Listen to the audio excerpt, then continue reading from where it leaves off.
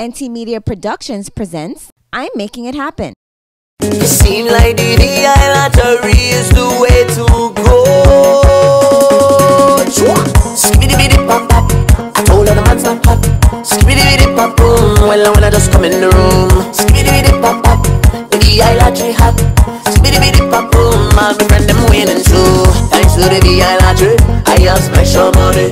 I had the winning ticket to help and support my family. Thanks to the VI lottery.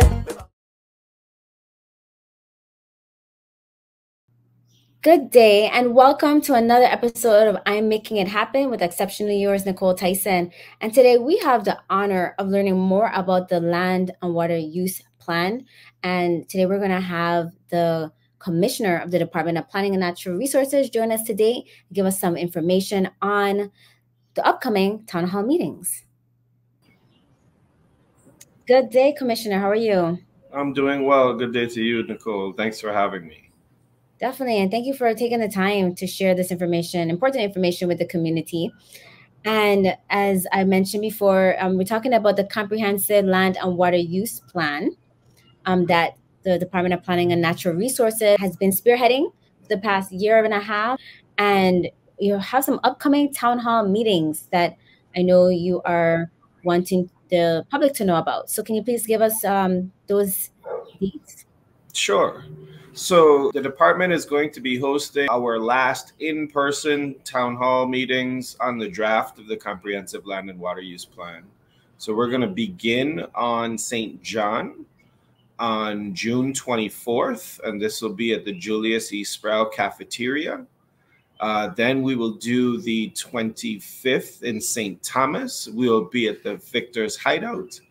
And then on the 27th, we will be in St. Croix at the UVI Great Hall. And all of the meetings will be from 5:30 p.m. to 7:30 p.m.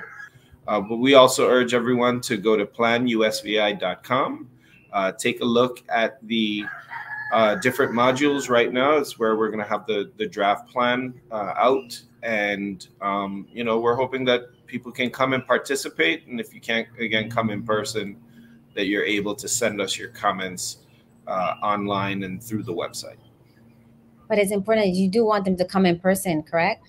Yes, we do. We want people to be able to see where we are, ask questions of the team. It's always easier to do that in person. And, we also want to make sure that that people are actually coming out and understanding what it is we're trying to do. Again, particularly when we hear a lot of the conversations about the Comprehensive Land and Water Use Plan, a lot of people think that it's regulatory in nature and is going to solve or resolve a lot of the regulatory issues that we have.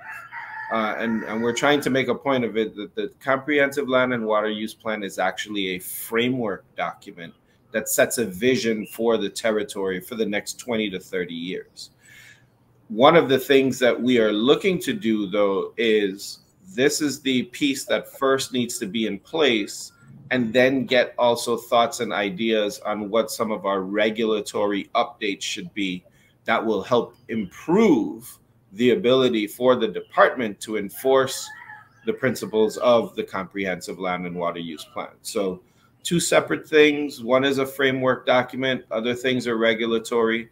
But all of that is about people lending their thoughts and ideas to the vision for the future of the territory. Can you provide us with an overview, a brief overview of the Land and Water Use Plan? The goal of the plan is really to break things down into different sectors.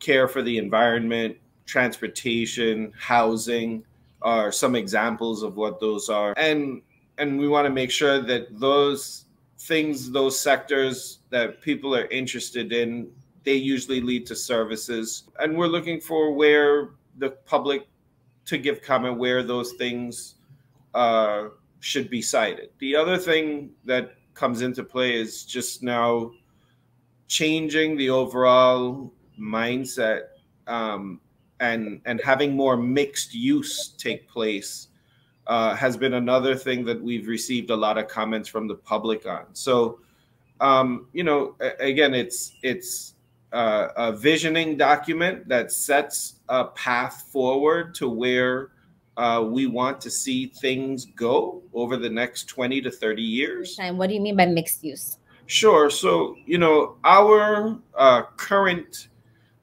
system for land uses is our zoning code, and they state very specifically what you can and can't do. And each zone is unique to a certain type of use. So you might see more business mixed in, scattered in some medium density zoning, and have buildings that would be kind of like how the towns used to be when the territories were first established, where you would have your ground floor being your commercial venture, and then your top floors being your residences and your living spaces.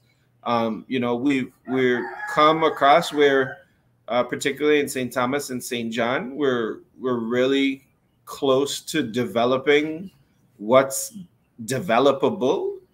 And then you see that certain areas, you don't have the services that you feel contribute to a community. So for example, if I'm living in Fortuna, the nearest gas station to Fortuna is all the way back by the airport, or it's heading west toward or east towards Dorothea. And these are all miles away. So having a gas station or a small convenience store in the Fortuna area, you're mixing that with the R1 low density residential zoning. So those are types of things where we might start to see a blend of 2, maybe 3 zoning uses in order for communities to be up and coming and thriving and promoting small businesses as well.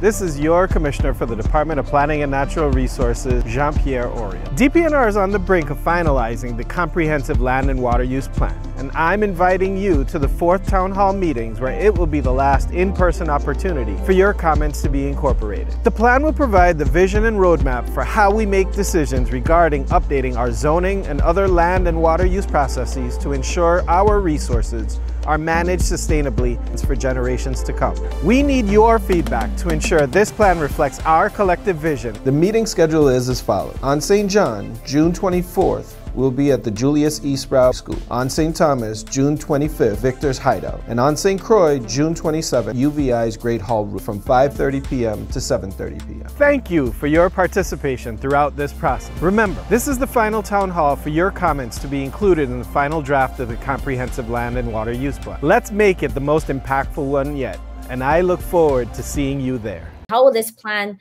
affect local residents and businesses? We want to be able to guide development to certain areas. We talk about spot zoning and zoning changes taking place all the time.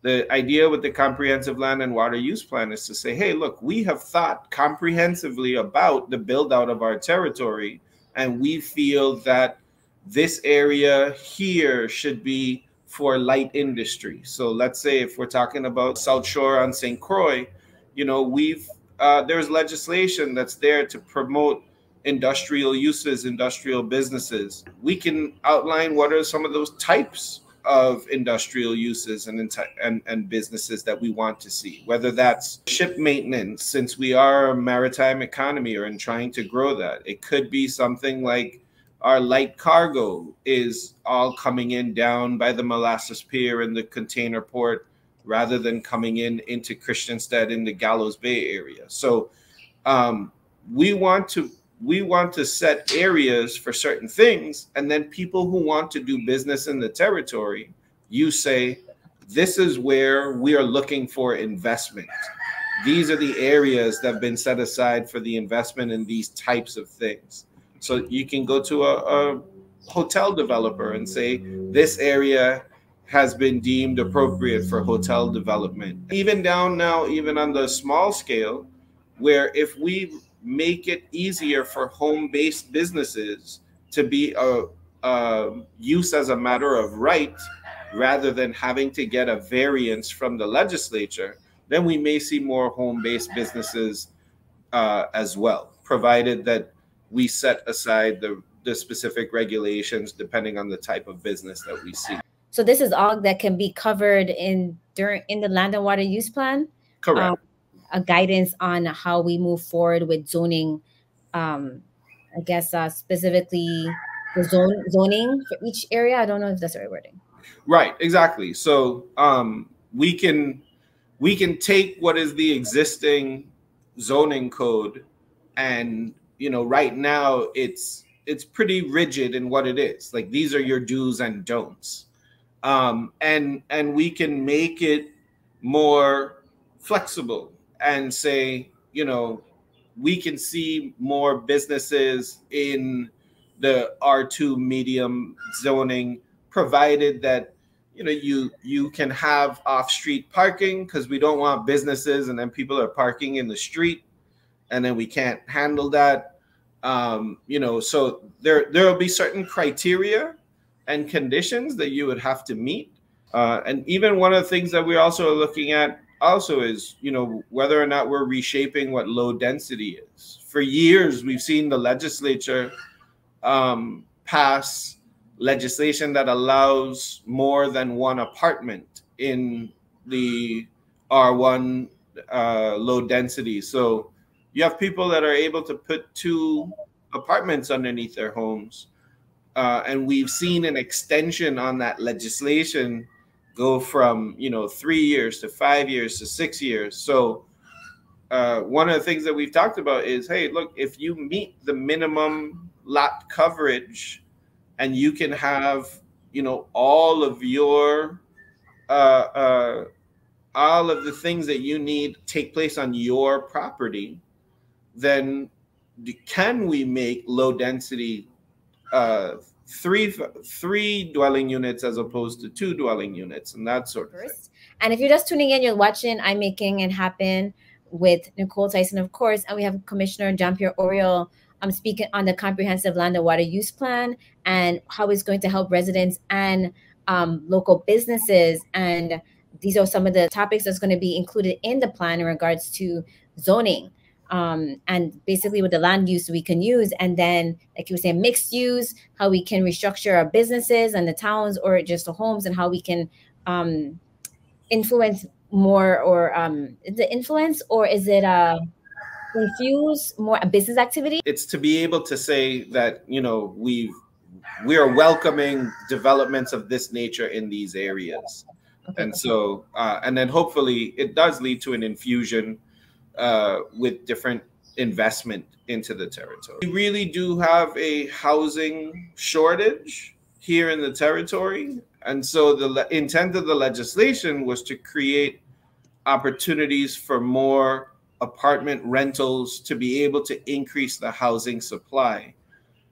So if we are continuing that legislation over and over and over again, then one of the things that we should consider is, hey, do we make our low density designation more than just 2 dwelling units lawfully, but rather increase it to 3 for those larger areas? But again, put in what the minimum requirements are. If you're at a half an acre, if your 4 parking spaces are available solely on your lot and not trickling out onto a roadway, those types of things have to be considerations. Your septic system now has to be a little bit larger to accommodate a larger load.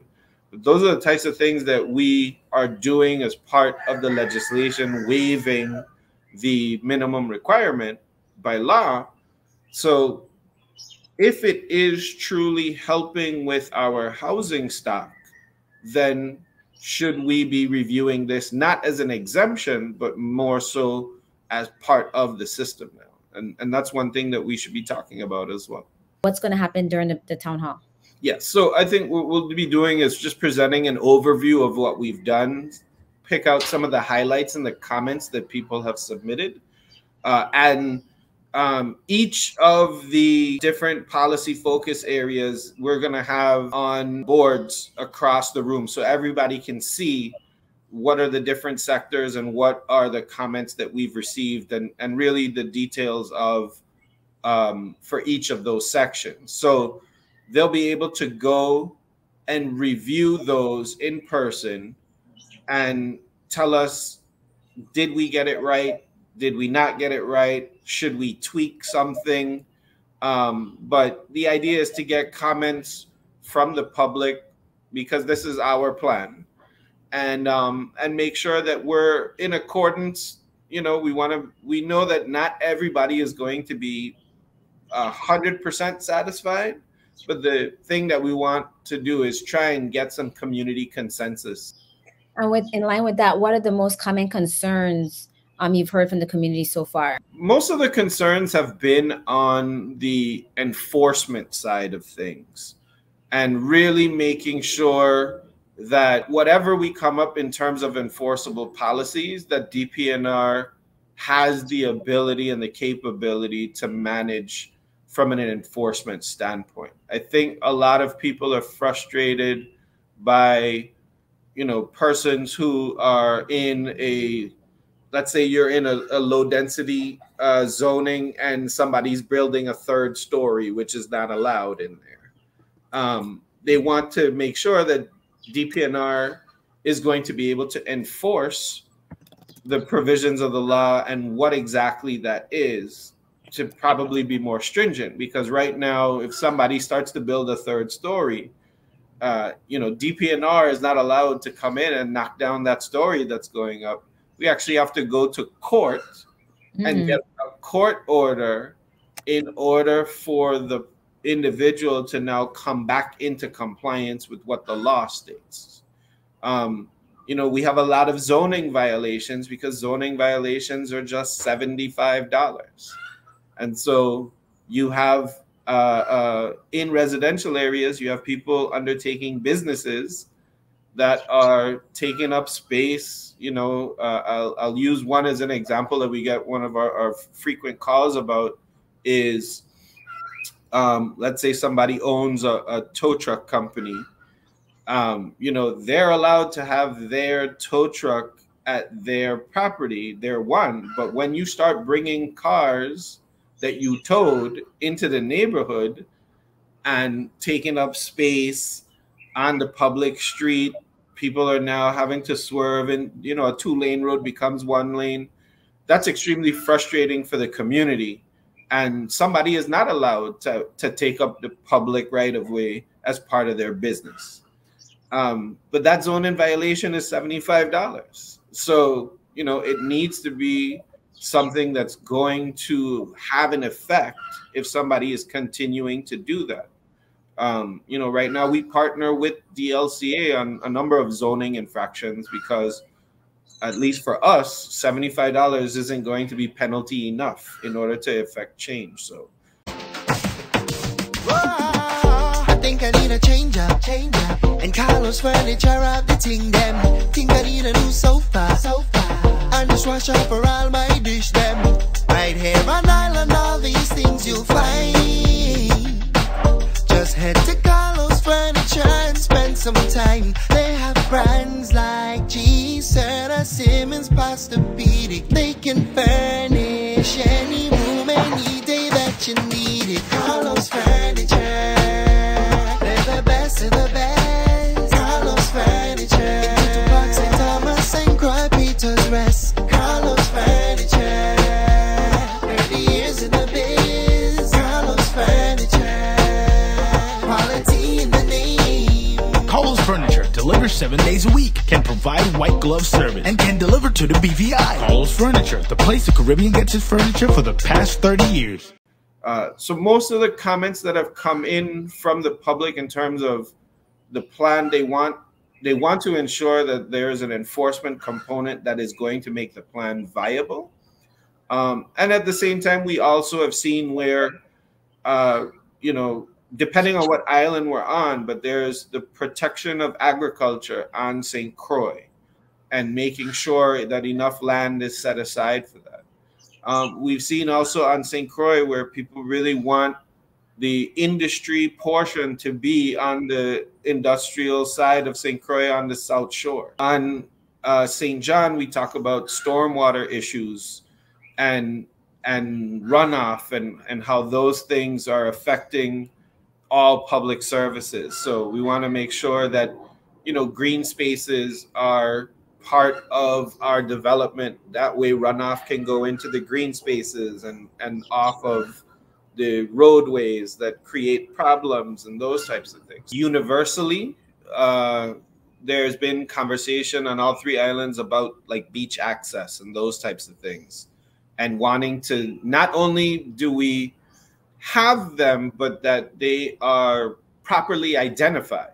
Those are some of the things that we've heard that are part of the plan itself. We have been taking notes on our enforcement laws and trying to see, okay, based on the concerns that have been raised by the community, here are some of the laws where we can make adjustments and work with the legislature to have adjustments on those to make the department more capable of enforcing the provisions of the comprehensive land and water use plan. All right. So what are some of the key milestones and indicators of success for this plan?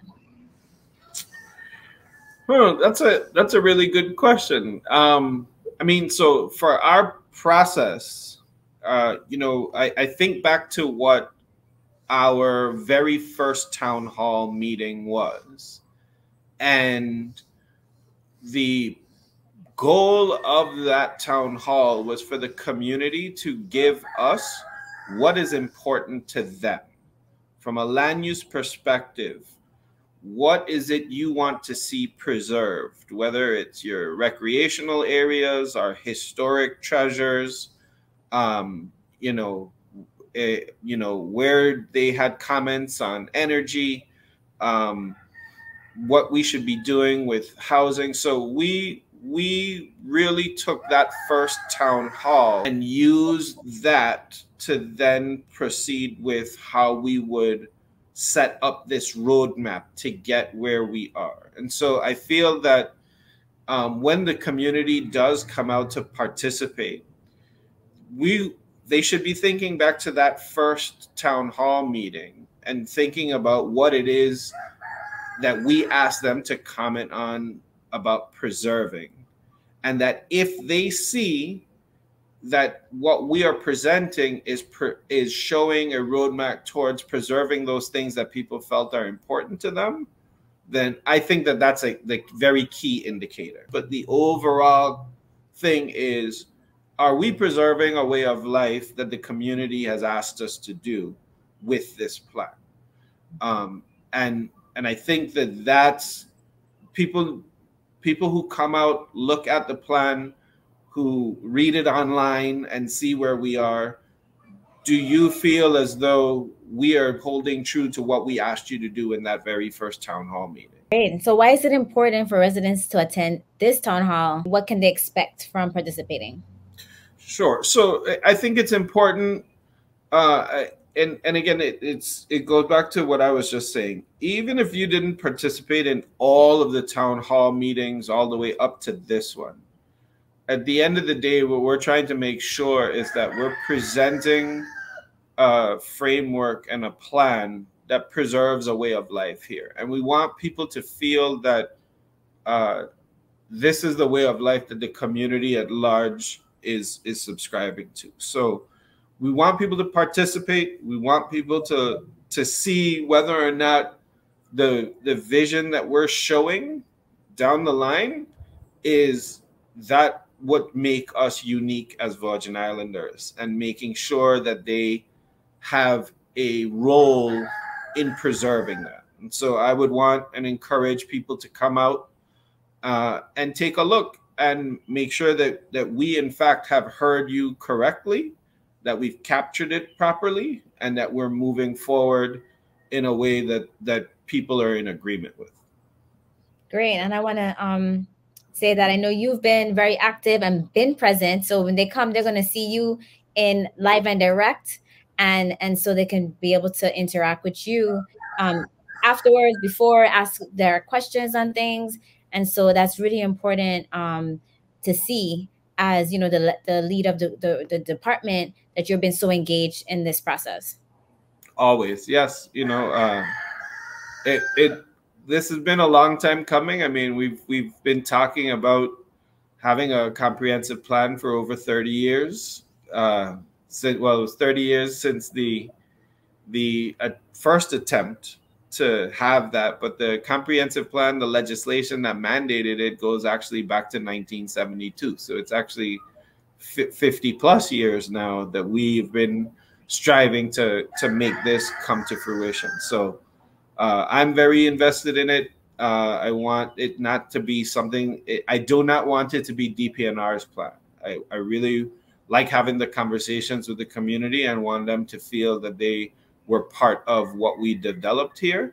And that, again, it's capturing what they think the Virgin Islands should look like for the next generations to come. So thank you so much, Commissioner Oriol, for your time today and for connecting with the community about these town halls coming up. Again, can you give us those dates? Sure. So again, we will be beginning our next round of town halls on Monday, June 24th in St. John at the Sproul Cafeteria.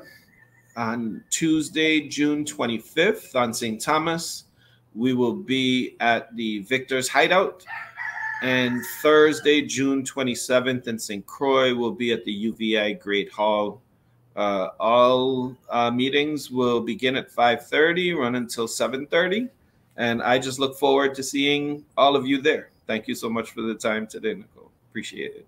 Thank you so much. Again, it's Commissioner Jean Pierre Oriol of the Department of Planning and Natural Resources, inviting everyone in the territory to the town halls, June 24th, St. John, June 25th, St. Thomas, and June 27th on St. Croix. Go to planusvi.com for more information and be involved. This is 50 years in the making. This is historic, and it's exciting that we are able to, even though it takes this time, we're able to have our voices be included in this plan and affect and impact the generations to come in a positive way. So thanks so much. Again, this is Department of Planning and Natural Resources, inviting you to the last town halls for public comment regarding the Comprehensive Land and Water Use Plan. You can see more information at planusvi.com. And so you've been watching I'm Making It Happen with exceptionally yours, Nykole Tyson. Expressing appreciation to Commissioner Oriol for taking his time to again connect with the community and invite them. Thanks so much again, Commissioner, for being with us. Thank you. And as always, as I said, if you don't see something happening, create it, be the change. And until next time, keep thinking outside the box, coloring outside the lines. And remember, it's about you, me, we. So make it happen.